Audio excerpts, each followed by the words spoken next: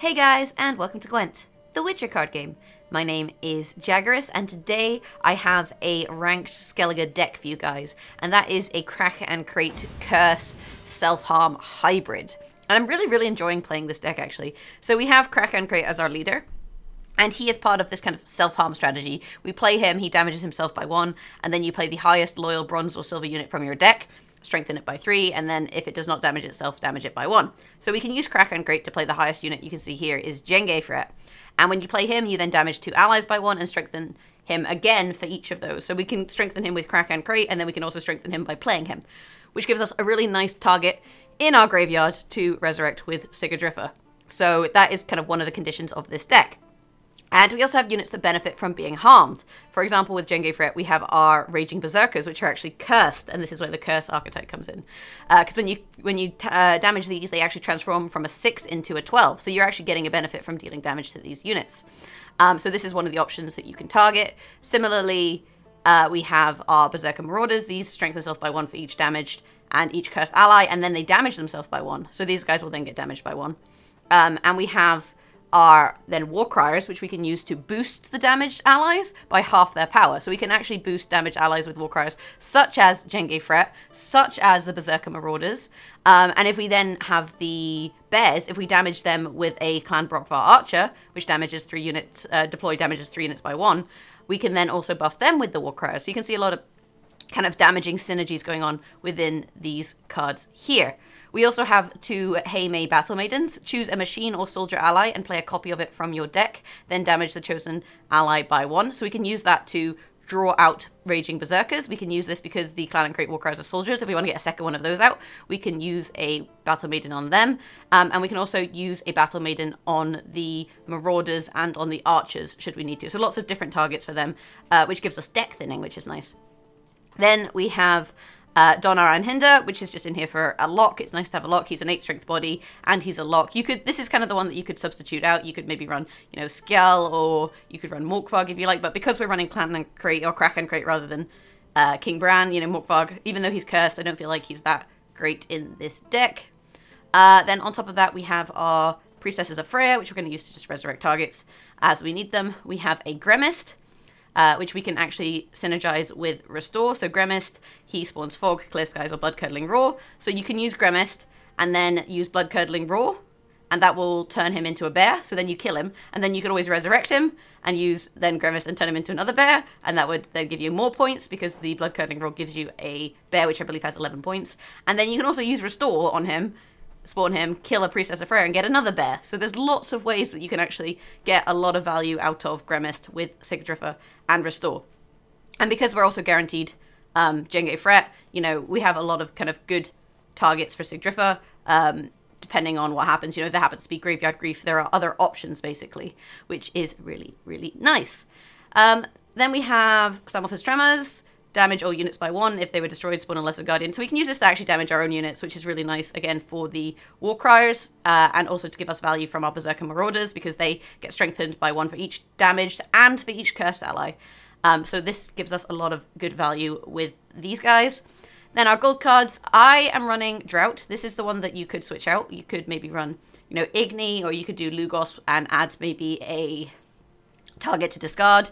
With Lugos, that is always an option, but I'm running Drought. I like having a bit of weather. People don't usually expect cold weather, so this, I think, kind of can add up to a lot of points. We have Muzzle, because we're in a Muzzle meta. This allows you to take a bronze or silver enemy with 8 power or less to the opposite row, so you can kidnap something, basically, with that, which is nice.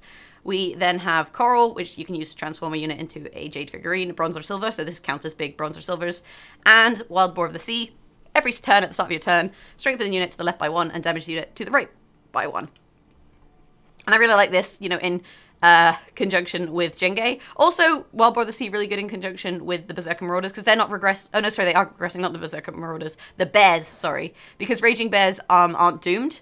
So you can also use Wild Boar of the Sea to buff up a bear, and then you have some really nice res targets for your Priestess of Freya, because, the bears are already, they're already 12 strength bodies, so lots of, oops, I'm just taking cards out of the deck, lots of value there. Anyway, guys, that's the deck. If you like this deck, hit that thumbs up button. And without further ado, I'll jump into a ranked game and I'll showcase this deck in action for you. Mead! More mead! Okay, so we're up against King Bran, which is discard. It might also be cursed. Some people do like to run that. We have Muzzle in hand, Priestess of Freya, 2 Warcriers, which we probably don't need both of. Really here you're looking for Jenge to mulligan. You don't need Jenge, really. So we'll mulligan a Clan and Craite Warcrier. We've got an Archer, which is nice. We actually have Herald, which is also good because the Archer-Herald combo is good. Raging Berserker is nice.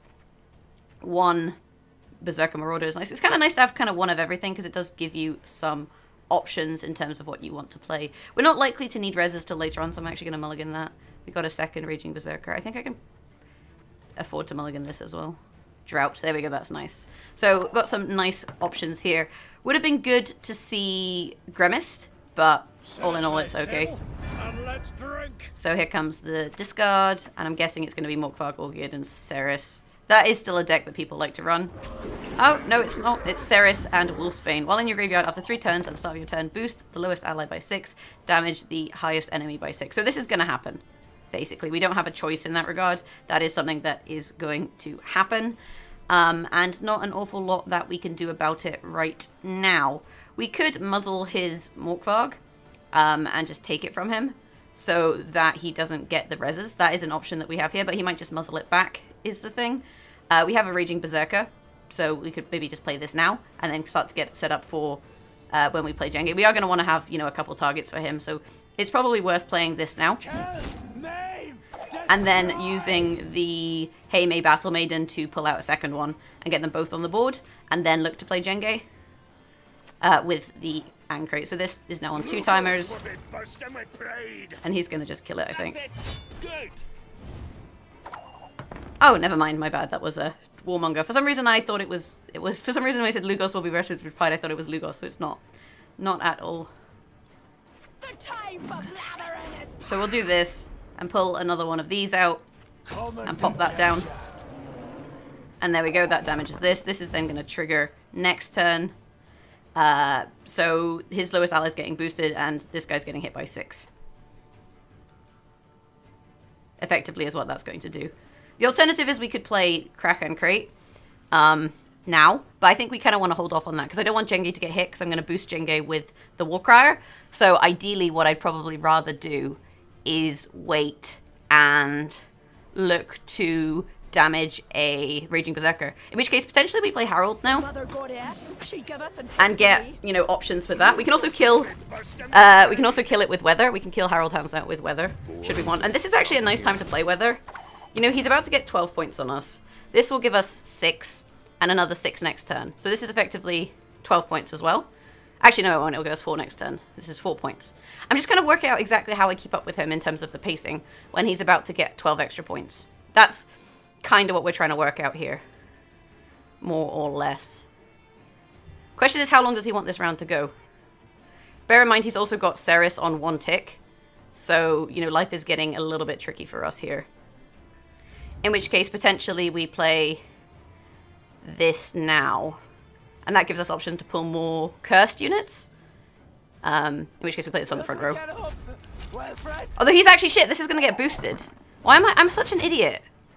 I knew that was going to happen. And I just kind of ignored the fact that it was going to happen. Like, I knew that he was going to get a boosted Wilmar. Jaggerous is not smart. Jaggerous is not smart at all. There's the pass. Yeah, I'm quite a few points down. 15. This should give me enough, though. So we play Craite and Craite. That was such a misplay. That was such a misplay. We get Jenge. We play Jenge. We hit this one and this one. I could have hit this one, actually. But maybe it would have been smarter. By the way, that gets us more than enough points to be ahead. And then we win the round 1 card down, which is okay. And we could actually look for a long round next round, and that would be okay. What we can do is basically try and drain him. Because we have Sig, and because we have the 16 strength Jenge in here with a Warcrier, you know, we actually have decent options for this round if we want to play into it, to be honest. I don't think we need both of these archers, so I'm going to mulligan one of these. Warcrier. Okay, so now we have 2 Warcriers. This is interesting. We also have a Resurrect. We can resurrect the Raging Berserker, or the Raging Bear, actually. We could resurrect the Bear, and if we resurrect the Bear, we have a 12, which we can then target with, you know, different abilities and stuff, which is not too shabby. Yeah, I think we resurrect the bear. Before modern Freya. It's a nice kind of tempo play, to be honest. I want him to play units. This is going to encourage him to row stack, so I want to wait till he's like played units in other rows before I do that. At least the Warmongers are limited to the range row, so if he wants to play another one of them, he's going to have to play it on that row. So we are able to get units a bit more spread out. This guy, we play him. We don't have any damaged units, so this isn't that useful at the moment. This is kind of an issue. Like, the Marauder's better on a longer round, but we want to play them later. And if we can't damage the Freya because it's just going to kill it. We can damage the bear, and so we can get benefits from having the damaged bear. We also have muzzle, so depending on what he plays, we have an option to take something strong. Harpooner. That's actually okay, because he's just damaged our bear for us, which is kind of useful, to be honest. And if he's damaging units for us, it may actually be worthwhile playing units in different rows. Or we row stack. This is the question. How do I want to play this? I could just play Drought now that we've got multiple rows of targets. Like, this is probably an okay time to play the Drought. We don't have to win this round, so it's kind of okay. And we also triggered the Morkvark res, which means he's going to get less value from Ceres. So I think all in all, this is okay. Other than me playing... Harold Houndsnout at literally the worst possible time, this is actually pretty okay for us. It's pretty okay for us. We can actually play the Marauder even though he's not going to get boosted that much. Oh, this is actually really good for us. Udalryk allows us to target it with the Brokvar Archer. And if we target Udalryk with the Brokvar Archer, then we're going to get a lot of value out of a Warcrier.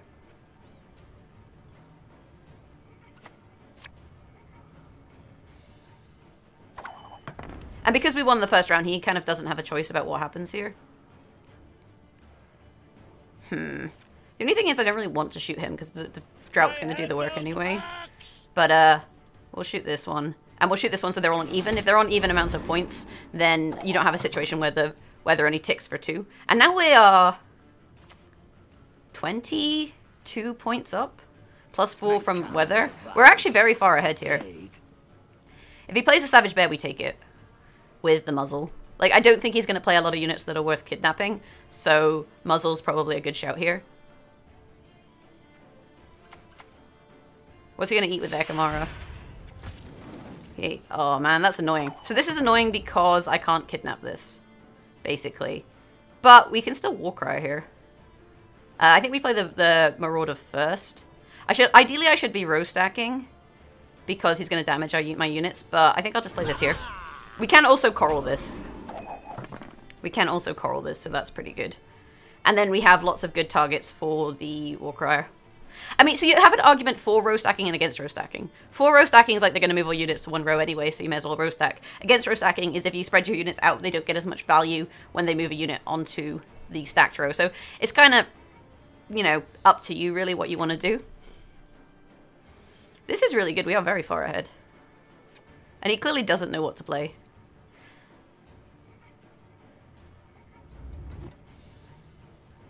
I don't necessarily want to coral yet. I need to also figure out how I'm going to play this muzzle. And what I'm going to play it on. He clearly has no weather clear, else he would have gotten rid of it. So having a long round here is definitely in my best interest to get more points out of the Drought.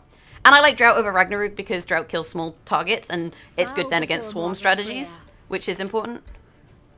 The mother goddess, she giveth and taketh away. Too slow, buddy, too slow. Oh no, you put my bear on the front row. Feels bad. And this has ended up on the front row, which he didn't want. So that's good for us. We'll follow you always. We'll boost these two.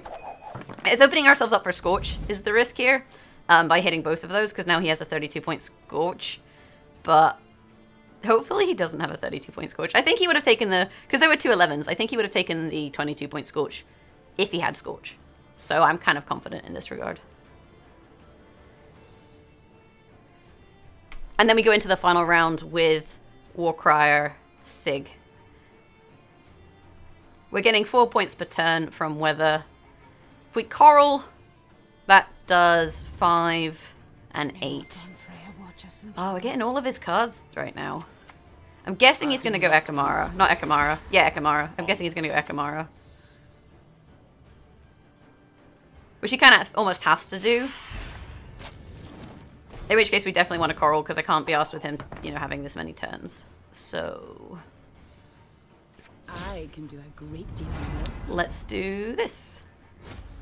And that just stops the carryover and, you know, it gives you 10 points as well. Unfortunately, we keep hitting Dorogare, which means that, you know, he's been able to res it and stuff. Though Dorogare is no longer targetable by Restore, so you're kind of good in that regard in that he can't get good value from Restore. Bow before modern Freya. Jesus, we have so many points on him. I'm wondering if it's worth playing Muzzle now. I feel like it probably isn't. I think we can afford to let him have a turn. And then play it on the next turn. Right, we're currently nearly 30 points up, right? We've got 3 cards. This is probably where we pass and just let attrition do its thing. The alternative is we play the Muzzle now and get 16. Which isn't a bad play, I don't think, actually. Now that I think about it. It's possibly just worth doing this. And we'll just take this card. Unfortunately, like, Ragnarug would have meant that we could have taken the Ekamara, so that's the alternative with Ragnarug, is it synergizes quite nicely with Muzzle, because you can still get big targets. So that is something that's worth being aware of. But Drought can work if the row isn't stacked, so it's kind of up to you. Well, what is it? We could actually 2-0 him here, now that I think about this. Because what we could do is we could resurrect the... We could resurrect Jenge now. If we resurrect Jenge now, we get a very, very big unit. We resurrect Jenge now, and then we have the Warcryer. But honestly, I think we can just afford to pass. Like, he's not going to have that sort of tempo play in his hand the way that we do. And going for 2-0 is risky in that, you know, if he suddenly has, like, a Scorch, for example, I feel like he would have played it, then we're going to be in an awkward spot, basically. We're going to be in an awkward spot. This isn't enough points. I'm ready. Oh, come on. What is that luck? What is that luck? And this way he's actually forced the Ceres res now, which is really good for us because it means he can't get it next turn. And we're still, Jesus, 13, 14, 15 points ahead at the moment. So he has to make a 16-point play, which I don't think he has. Like, based on all the plays he's been making, I don't think he has any kind of huge value plays. And this is why I like Drought in the deck, because it is pretty good. Just don't misplay into their Wolfsbane, you guys. I like how this becomes a spy. This is really interesting. Muzzle then must have synergies with Nilfgaard. I haven't played much against Nilfgaard, so it's just not something that I realized until just now looking at it. What do you do here? That is the question. What do you do here? Oh man, if I had Wild Boar of the Sea as well, like, we would have gotten so many points.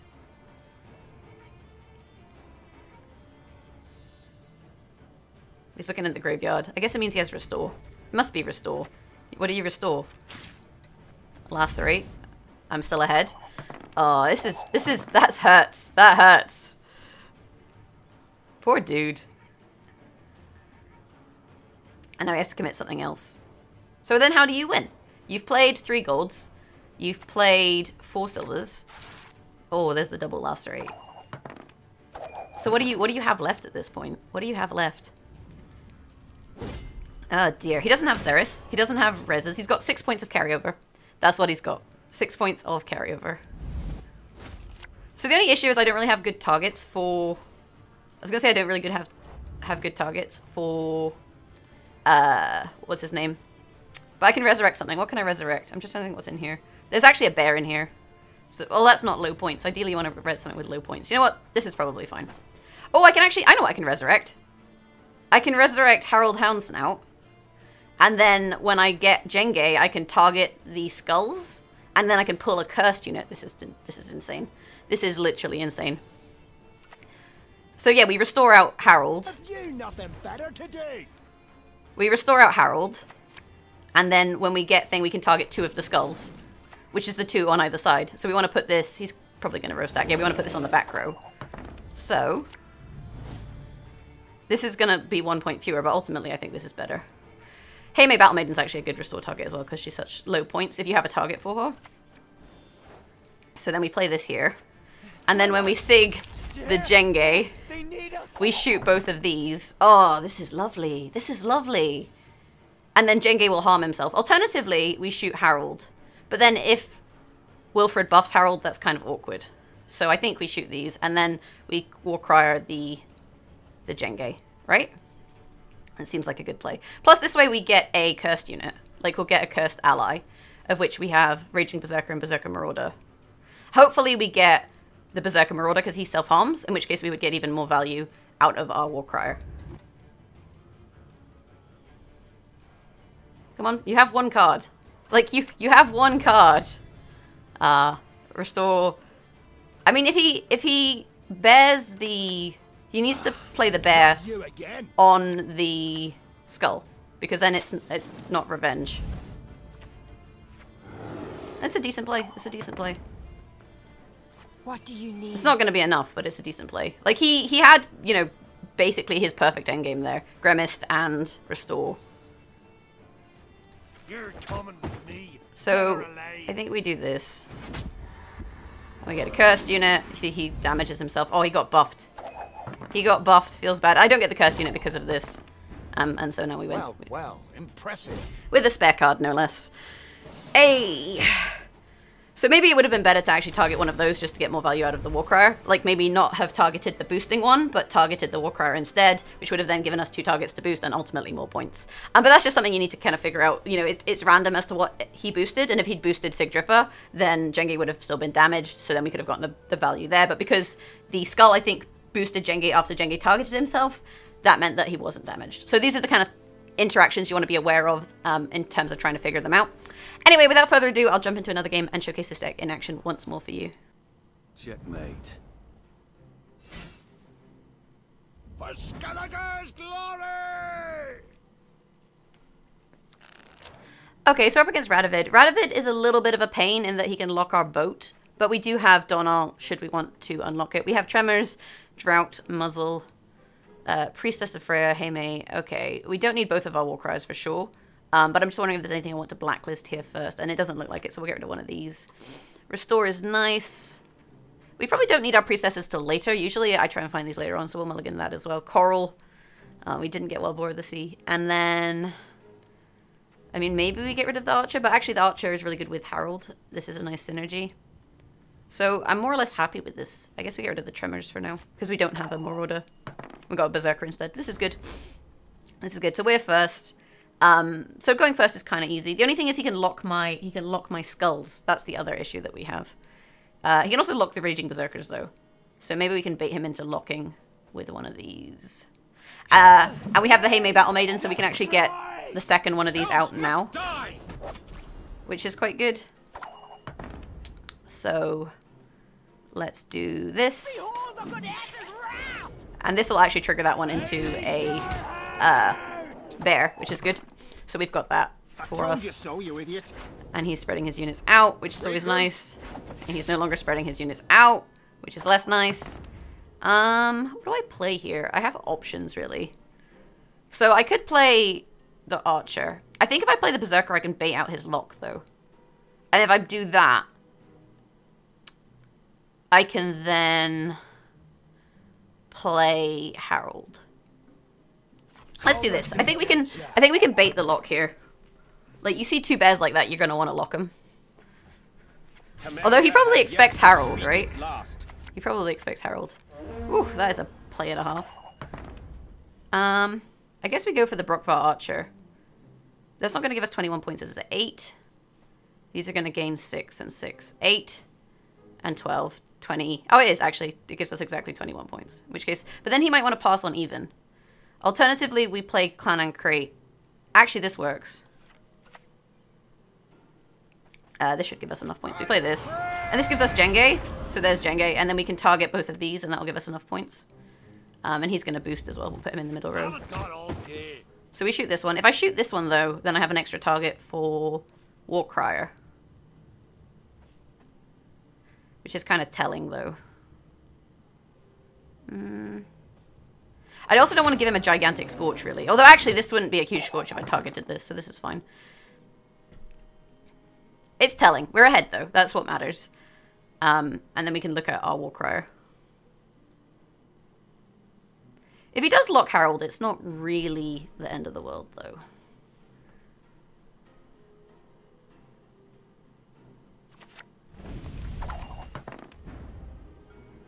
I don't really want this to trigger for too many more turns. I don't have Grimace, though. If I play this, the weather's going to kill one of my skulls. Holy shit. Can we use the weather? If the weather... Okay, it's a 50-50 chance. We're going to take this. If the weather kills... Although, actually, shit. The weather's not going to tick till the end of the next turn. I was going to say if the weather kills... If the weather killed Wilhelm, then we'd be in quite a good position. I'm really surprised he didn't take it there. Because there the weather triggered and killed one. So this will hit everything by 1. Is that really worth it? Not really. It's going to trigger on the next turn. Maybe we just go Warcry here. Or we go Drought. We go Drought because these two aren't going to get hit. And then this guy's going to get hit. And now we have a lot of targets. And the smallest unit on the row, by the way, is Wilmar. So this kind of counters that. If he passes, though, we have to go 2 cards down.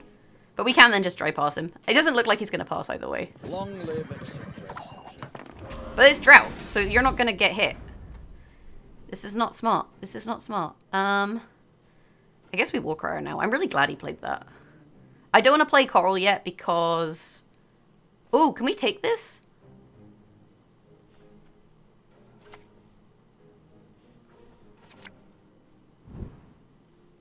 I was going to say I don't want to play Coral now because of the weather.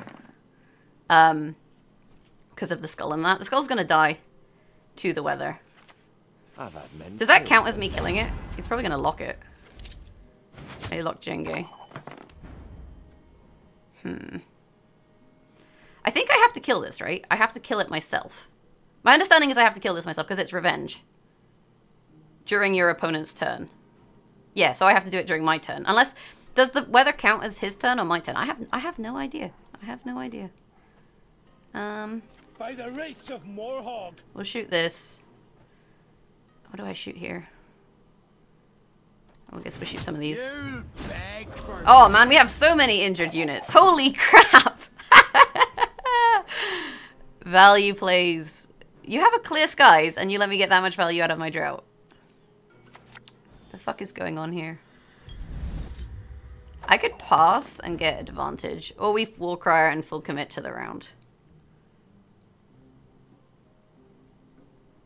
Or we hold Warcry, but then we need to try and find Sig. Really? Am I going to get a better Coral? That is my question.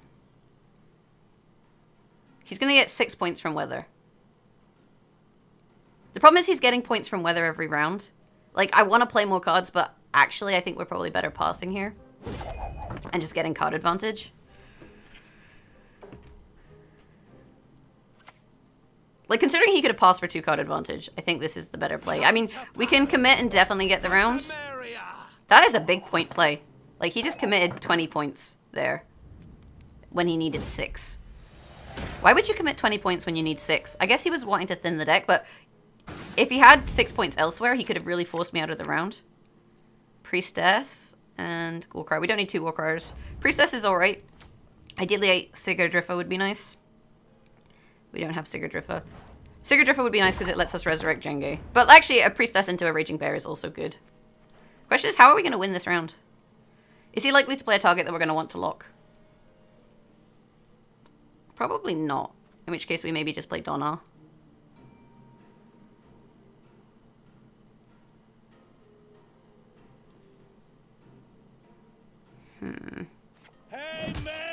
We can take something from his graveyard. Are any of these targets that useful? Reaver Scout's probably the best one. As a res target, we can use that to, you know, chain units out. So we'll do that. It means he gets last play. So maybe we should have gone harder on that previous round. The problem here is we don't have Sig. That's the main issue. I was going to say I also don't have a way of damaging my units, but I just got Tremors.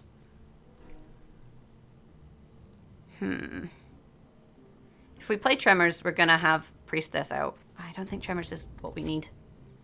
Double Warcry is definitely not what we need. Oh, that's awkward.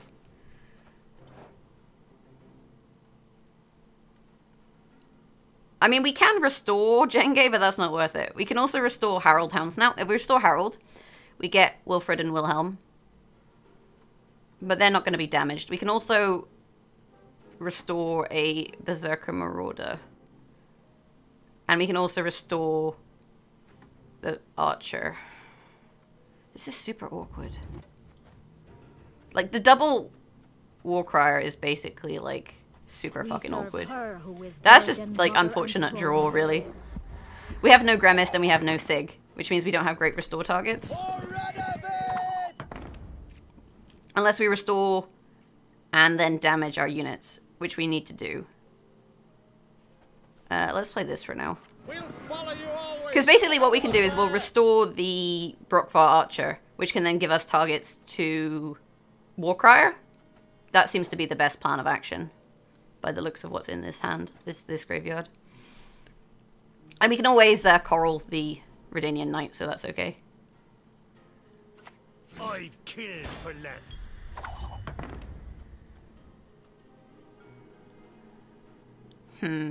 I think we need to coral the Redanian Knight before we play the Warcrier, so that we can then also shoot it.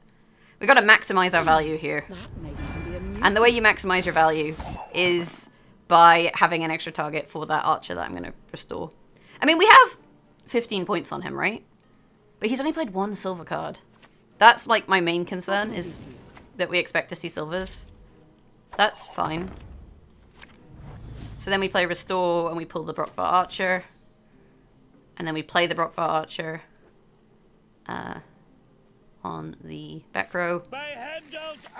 Because this will be less value from us, right? We shoot this one, and this one. Okay, we are 16 points up. He kind of went really ham on the first round. Murtabrak. So Murtabrak, if he's smart, he shoots my 11, because he knows I'm playing Warcriers.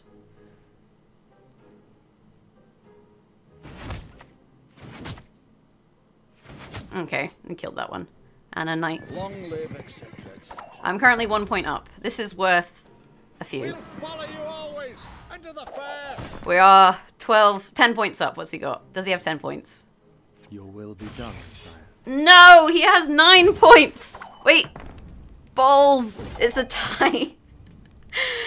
Oh dear, unfortunate. There was some questionable draw in there, and maybe I should have gone more ham in the first round. But I don't understand at all why he played his what they called the 20 points in that last round when he needed 6. That was kind of questionable in my mind, but you know, that is kind of how it is.